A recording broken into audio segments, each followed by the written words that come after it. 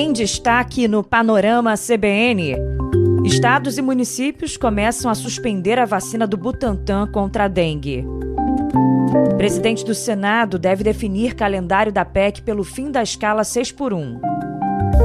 CCJ da Câmara retoma a discussão sobre a redução da maioridade penal. TSE analisa a decisão de Nunes Marques, que suspendeu pesquisa após pedido de Flávio Bolsonaro. Política migratória dos Estados Unidos impõe obstáculo inédito na Copa do Mundo. Hoje é terça-feira, 9 de junho de 2026. Oi, eu sou Bianca Santos e esse é o Panorama CBN da manhã. Eu te conto em menos de meia hora as notícias mais importantes do dia. Vamos juntos. Começo com a notícia que ainda repercute bastante hoje da suspensão da vacina do Butantan contra a dengue. As secretarias estaduais e municipais de saúde do país começam a cumprir hoje a determinação do Ministério da Saúde. A paralisação temporária preventiva foi adotada após a identificação de reações adversas consideradas graves pelo sistema de monitoramento. O governo federal está investigando 42 casos de efeitos colaterais severos, incluindo 2 mortes suspeitas, entre as mais de 500 mil doses aplicadas. Uma das mortes, repito, suspeitas, é de uma mulher de 48 anos que desenvolveu sintomas graves da dengue associados a comprometimento neurológico 19 dias após a vacinação. A outra morte investigada é de um homem de 58 anos. 5 dias após receber a vacina, ele começou um quadro de febre, que evoluiu rapidamente para sintomas de dengue grave, com choque refratário. Bom, o ministro da Saúde, Alexandre Padilha, falou que ainda não é possível estabelecer um nexo causal direto entre a vacina em dose única e as complicações de saúde. Até esse momento, nas investigações já feitas pelos sistemas municipais, de vigilância estadual, escutando os especialistas, não existe dados suficientes para estabelecer uma causalidade da vacina com a ocorrência desses 3 casos graves. É um sinal de alerta que nos recomenda a descontinuidade temporária da atual estratégia de vacinação até que se conclua, que se possa realizar todas as investigações necessárias. Agora, o monitoramento clínico prioritário vai ser direcionado às pessoas que receberam a vacina nos últimos 21 dias. E aí o diretor do Programa Nacional de Imunizações, Éder Gatti, explicou quais são os principais sintomas que devem ser observados por quem tomou a vacina nos últimos 21 dias. A população vacinada, ela continua protegida, então quem tomou a vacina está protegido contra os 4 tipos da dengue. As recomendações, elas seguem o mesmo protocolo informado durante a vacinação, mas só que agora, nesse período de 21 dias após a imunização, a pessoa tem que observar os seguintes sinais e sintomas: febre, seguido de dor abdominal intensa e contínua, ou vômitos persistentes, ou tontura, sangramentos espontâneos, sonolência intensa, irritabilidade, sinais de desidratação e piora do estado geral. Vamos lembrar que a vacina desenvolvida pelo Instituto Butantan é o primeiro imunizante contra a dengue em dose única e foi incorporada ao SUS em janeiro desse ano. Mais de 400 mil pessoas que receberam o imunizante são profissionais da saúde. Também foram vacinadas pouco mais de 80 mil pessoas de 15 a 59 anos num projeto piloto em 3 municípios: Botucatu, em São Paulo, Maranguape, no Ceará, Nova Lima, em Minas Gerais, e em março a estratégia chegou a Araguaína, no Tocantins. Os municípios foram escolhidos pela alta incidência da dengue. De acordo com o Ministério da Saúde, não houve relato de eventos adversos entre moradores dessas regiões. Os sintomas graves foram registrados em profissionais de saúde. E aí, atenção a isso aqui, ó. O vice-presidente da Sociedade Brasileira de Imunizações, Renato Kifuri, disse que a interrupção temporária está mostrando o rigor no acompanhamento das vacinas pelo SUS. Essa é uma prova, ainda mais, de que o sistema de vacinação brasileiro é seguro e se nós detectarmos qualquer evento adverso relacionado a qualquer vacina, isso prontamente será comunicado com transparência à população, mantendo sempre a segurança e o benefício da população em primeiro lugar. Momento importante para a gente ouvir profissionais sérios, né? Confiar no SUS e principalmente não deixar a corrente antivacina tomar conta da sua cabeça. porque tem tudo para isso acontecer, né? Ontem eu estava ouvindo o Daniel Becker, o doutor Daniel Becker, num vídeo muito importante, falando justamente isso, que sim, a vacina do Butantan contra a dengue foi interrompida, mas que a gente não se pode deixar enganar por antivacinas oportunistas e que esse caso mostra a força do SUS.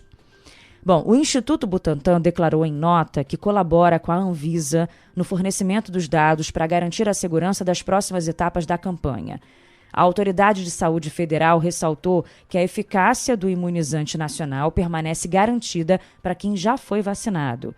A determinação do Ministério da Saúde não altera o cronograma de distribuição e aplicação da vacina Qdenga, de fabricação japonesa. Essa daí continua normalmente.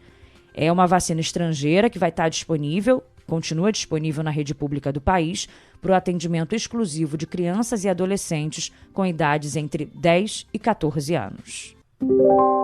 Agora a gente muda de assunto.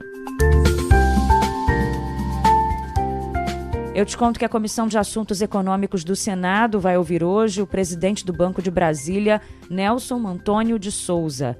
O gestor foi convidado a prestar esclarecimentos sobre as operações financeiras e os contratos firmados entre a instituição pública e o Banco Master. Nelson Antônio de Souza confirmou que o BRB teve um prejuízo direto de R$ 8 bilhões decorrente de transações com o Banco Master. As investigações da Polícia Federal apontam que o Banco Público injetou 16 bilhões e 700 milhões de reais no Banco Master entre 2024 e 2025. Desse montante, pelo menos 12 bilhões apresentaram indícios de fraude em carteiras de crédito fictícias. O ex-presidente do Banco Estatal, Paulo Henrique Costa, está preso, né? Ele é acusado de ter recebido 146 milhões de reais em propinas ocultadas na compra de imóveis de luxo. Recentemente, o governo do Distrito Federal e a União fecharam um acordo no STF para estruturar um plano de socorro de 6 bilhões e 600 milhões de reais. O financiamento de longo prazo será obtido no Fundo Garantidor de Créditos e exigirá medidas severas de contenção de gastos pelo Distrito Federal. Agenda do dia importante também, o presidente do Senado, Davi Alcolumbre, deve reunir os líderes partidários hoje para definir o calendário de tramitação da proposta de emenda à Constituição que termina com a escala de trabalho 6x1. O texto aprovado pela Câmara aguarda despacho formal há mais de 10 dias. O Palácio do Planalto e senadores aliados pressionam por celeridade na votação devido ao potencial de impacto eleitoral da medida. Alcolumbre já disse que o Senado vai promover discussões amplas nas comissões técnicas antes de enviar a matéria ao plenário. A oposição no Senado formalizou um projeto alternativo que estabelece o pagamento por hora trabalhada, que já foi encaminhado para a Comissão de Constituição e Justiça. Apesar do texto concorrente, a proposta de redução da escala vinda da Câmara deve manter a prioridade de análise no Senado. A Comissão de Constituição e Justiça da Câmara pode votar hoje a PEC que reduz a maioridade penal de 18 para 16 anos. A análise do texto pelos parlamentares foi adiada por 2 vezes nas últimas semanas, após pedidos de vista da base governista. O relator da proposta, que é o deputado Coronel Assis, do PL, manifestou parecer favorável à admissibilidade constitucional da matéria, mas limitou o alcance do texto original. O parecer alterou a proposta inicial para prever exclusivamente a punição criminal de jovens, retirando os pontos que alternavam direitos civis. Parlamentares de partidos de esquerda, como Sâmia Bonfim, do PSOL, apontam riscos de aliciamento de jovens pelo crime organizado no sistema prisional comum. Reduzir a maioridade penal não vai aumentar a possibilidade de punição a ninguém. Só vai inserir pessoas que são muito jovens num sistema que é, infelizmente, falido. E até por uma questão de sobrevivência, esses jovens e pessoas que entram no sistema carcerário são obrigadas a serem parte dessas organizações. Com a proximidade do processo eleitoral, a tendência é que os bolsonaristas levem o debate público para uma lógica de pânico moral e para supostas falsas soluções. Bom, setores ligados à segurança pública defendem a medida sob o argumento de que há um clamor social por respostas a crimes violentos cometidos por adolescentes.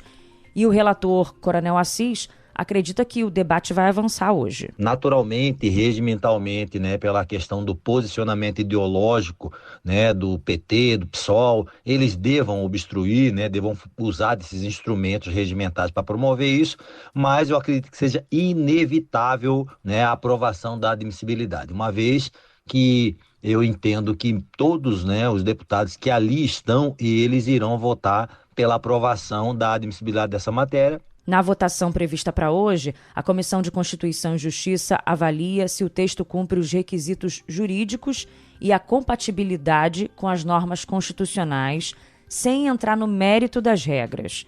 E caso a admissibilidade seja aprovada, a proposta de redução da maioridade penal vai seguir para análise de uma comissão especial antes de ser encaminhada ao plenário.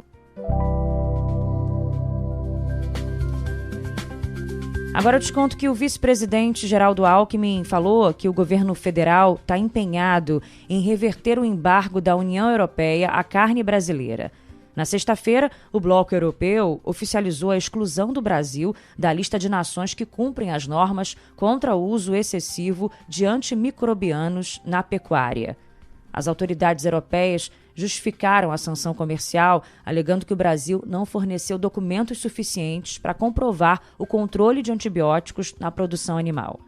Na Bahia, o vice-presidente Geraldo Alckmin falou que o governo intensificou as frentes diplomáticas para restabelecer o comércio de carne com a União Europeia. O governo vai se empenhar nesse trabalho. Houve uma retirada da lista do Brasil. Nós queremos que recoloque na lista e para todas as carnes. Então, o trabalho será feito para retirar esse embargo, tanto do frango, quanto do porco, quanto dos bovinos. Então, vai ser feito um empenho. Tenho conversado com o ministro André de Paula. Vamos trabalhar. Agora é uma força-tarefa, com essa missão. A suspensão das compras da carne brasileira por parte da União Europeia está programada para entrar em vigor no dia 3 de setembro. Embora o bloco não seja o principal destino das exportações pecuárias do país, o mercado afetado movimentou 1 bilhão e 800 milhões de dólares em vendas recentes. E a ameaça de elevação tarifária dos Estados Unidos está provocando uma corrida de empresários brasileiros para antecipar os embarques de mercadorias para o mercado norte-americano. Os setores de máquinas, calçados e pescados tentam agilizar o envio das cargas para evitar o prazo de 15 de julho, quando pode entrar em vigor a sobretaxa de 25%. Representantes dos segmentos afetados pretendem participar de uma audiência pública em Washington no início de julho para contestar os termos dessa nova taxação. O presidente da Associação Brasileira das Indústrias de Máquinas e Equipamentos, José Veloso, falou que os embarques serão antecipados para a semana que vem. A nova tarifa de 25, se for fixada em 25, ela deve entrar em vigor depois do dia 16 de julho, mais provavelmente lá pelo final de julho. Então dá perfeitamente tempo para as empresas fazerem embarques e as mercadorias chegarem nos Estados Unidos ainda com a tarifa de 10%. E depois uma acomodação e uma queda na quantidade de bens exportados para os Estados Unidos. Nesse caso aqui, para você ter uma ideia, o mercado dos Estados Unidos responde atualmente por metade das exportações brasileiras de pescados e absorve 90% da produção nacional de tilápia. As empresas do setor estão articulando o redirecionamento de parte das vendas para a China e países árabes para tentar minimizar o achatamento das margens de lucro.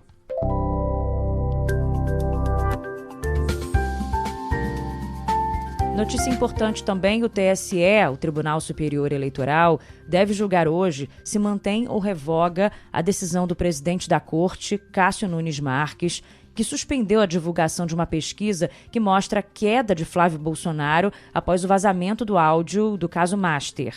A pesquisa é do Instituto Atlas Intel e apontou queda de 6 pontos percentuais nas intenções de voto para o pré-candidato do PL na disputa com o presidente Lula no eventual segundo turno.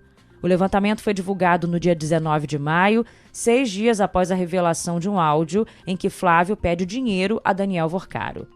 Atendendo a um pedido do PL, Nunes Marques entendeu que há suspeitas de indução ao eleitor nas perguntas formuladas pelo Instituto. A Atlas Intel reproduziu para os entrevistados o áudio da conversa entre Flávio e Vorcaro após o fim do questionário principal da pesquisa. Além de Nunes Marques, votam os ministros André Mendonça, Dias Toffoli, Antônio Carlos Ferreira, Ricardo Vilas Boas Cueva, Floriano Azevedo Marques Neto e Estela Aranha. E hoje a 5ª turma do Superior Tribunal de Justiça deve julgar um pedido de liberdade de Deolane Bezerra, ela que é influenciadora digital e advogada e cumpre prisão preventiva desde o dia 21 de maio. Deolane Bezerra foi alvo de uma operação do Ministério Público de São Paulo e da Polícia Civil contra a lavagem de dinheiro do PCC. Ela é suspeita de lavagem de dinheiro, associação com tráfico de drogas e de fazer parte da facção criminosa. Os advogados de Deolane argumentam ao STJ que o caso não se enquadra nos requisitos legais para uma prisão preventiva. Eles dizem que não haveria risco concreto à ordem pública, à instrução criminal ou à aplicação da lei penal e que as provas reunidas já estão sob o poder das autoridades. Agora o noticiário internacional.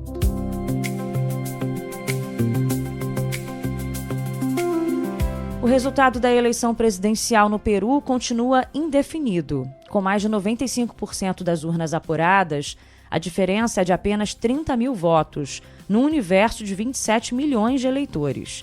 Na disputa voto a voto, o candidato de esquerda, Roberto Sanches, ultrapassou a oponente de direita, Keiko Fujimori. Nesse momento, no momento em que eu gravava, claro, ele aparecia com 50,081% dos votos contra 919%, da filha do ex-ditador Alberto Fujimori. A apuração ainda deve levar vários dias, com a contabilização de votos coletados em áreas rurais e o desdobramento de pedidos de impugnação de centenas de urnas. Na Bolívia, manifestantes que exigem a renúncia do presidente Rodrigo Paz entraram em confronto com a polícia ontem em Cochabamba. A violência cresceu depois que Paz assinou uma medida que poderia abrir caminho para uma repressão mais forte aos protestos e aos bloqueios de estradas. Te conto também que um helicóptero do Exército dos Estados Unidos caiu perto do Estreito de Hormuz nesta segunda-feira. 2 tripulantes que estavam a bordo foram resgatados com segurança. A causa da queda está em investigação. Esse teria sido o primeiro helicóptero Apache perdido pelos Estados Unidos durante a guerra no Oriente Médio, que perdura desde o dia 28 de fevereiro. Antes, o exército norte-americano sofreu perdas de drones na região. Um forte terremoto atingiu a costa oeste de Cuba, incluindo Havana, sem que até o momento em que eu gravava tivessem sido registrados feridos ou danos, segundo autoridades. O tremor intenso teve magnitude 6,1 e ocorreu a cerca de 100 quilômetros da extremidade oeste da ilha. O abalo também foi sentido em áreas do estado americano da Flórida. Jornalistas relataram tremores durante cerca de 20 segundos, o que levou moradores a correr para fora dos edifícios. Lembrando que um terremoto com epicentro próximo à ilha de Mindanao, nas Filipinas, matou pelo menos 32 pessoas e deixou dezenas de feridos em prédios destruídos.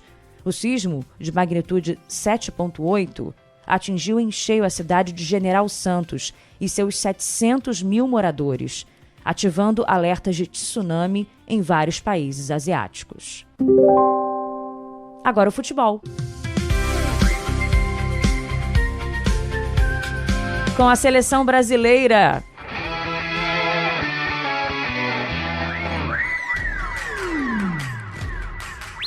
Brasil! O técnico Carlo Ancelotti comanda hoje ao meio-dia mais um treino da seleção para a estreia na Copa do Mundo. O atacante Neymar segue em processo de recuperação, mas ficará fora mesmo da estreia do Brasil no Mundial no sábado contra o Marrocos. Segundo a CBF, exames de ressonância magnética revelaram boa evolução no tratamento da lesão do jogador, mas ele só deve atuar no segundo jogo do Brasil na Copa, contra o Haiti. O meio-campo Bruno Guimarães falou sobre a chegada do volante Ederson, que foi convocado depois do corte do lateral Wesley por lesão, e ele já treinou com o restante do elenco. O Ederson é um cara que pode jogar em mais de uma função, que ele venha, que nos ajude, se for necessário. É um grande jogador, tem vivido um momento também muito importante na carreira dele. Ainda sobre a Copa do Mundo, repercute a notícia de que o árbitro Oman Artan foi barrado na imigração dos Estados Unidos, mesmo com visto válido. Ele seria o primeiro somaliano a apitar no principal torneio de futebol do planeta. Quando a FIFA anunciou em abril a lista de árbitros escalados, o nome de Omar Artan foi especialmente celebrado. Mas, nesta segunda-feira, o Ministério dos Esportes da Somália disse que Artan foi barrado. A FIFA emitiu uma nota falando que não se envolve nos processos de imigração dos países sede, incluindo concessões de vistos, e foi informada pelas autoridades que a situação do Artan não será alterada no momento, infelizmente. Esse não é um caso isolado numa Copa marcada por polêmicas, antes mesmo do primeiro toque na bola, né? O governo americano não apresentou razões para essa decisão e nem para tantas outras. No passado, não se tem registro de problemas semelhantes com outros países sede. Uma vítima do sistema migratório americano também foi a seleção do Iraque. No fim de semana, um fotógrafo que viajava com a delegação foi barrado em Chicago. No mesmo voo, o principal atacante da equipe, Ayman Hussein, foi retido por 7 horas por agentes da imigração antes de ser liberado. Na semana passada, o meia haitiano, Udensky Pierre, foi recebido com festa no Aeroporto Internacional de Miami depois de finalmente conseguir o visto para entrar nos Estados Unidos e se juntar aos colegas num centro de treinamento na Flórida. Na seleção, ele é o único atleta que atua no Haiti e percorreu uma verdadeira corrida de obstáculos para conseguir o documento. De acordo com a federação do país, há outros membros da delegação que ainda não sabem quando ou se vão conseguir os vistos. Reportagem do Globo chama a atenção que o presidente dos Estados Unidos, Donald Trump, encara a Copa do Mundo como um elemento crucial da agenda de celebrações dos 250 anos da independência do país, que incluem obras na capital, Washington, e um evento de MMA nos jardins da Casa Branca. E, ao mesmo tempo em que promete realizar o maior mundial de todos os tempos, as pegadas políticas se confundem com um evento que faz de tudo para ao menos parecer apolítico. Ontem, em Nova York, falando em Trump, né? Ele foi longamente vaiado em jogos das finais da NBA.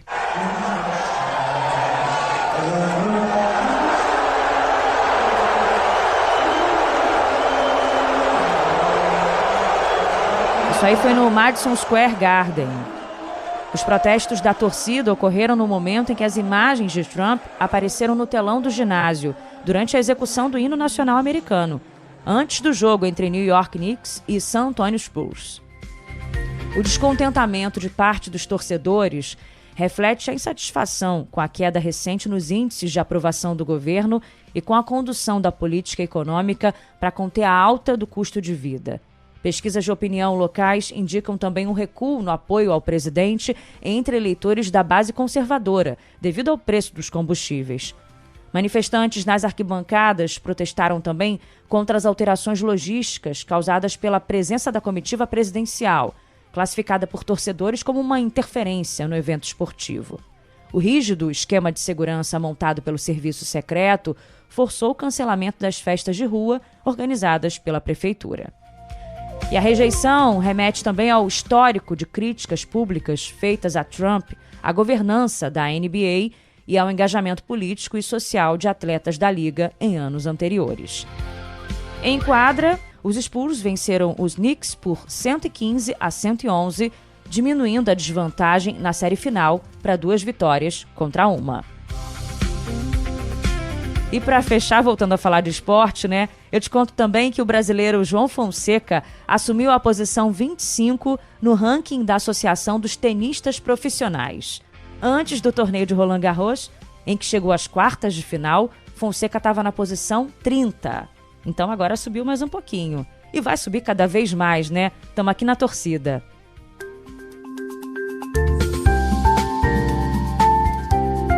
Ponto final no Panorama CBN da manhã de hoje. Comigo, Bianca Santos, nosso DJ Laerte Afonso e o editor Edmilson Fernandes. Desejando para você uma ótima terça. Lembrando que tem sempre o Panorama CBN da noite com Leandro Gouveia. Ouça sempre as 2 edições e fique por dentro das principais notícias do Brasil e do mundo em menos de meia hora. Te espero amanhã. Um beijo, tchau!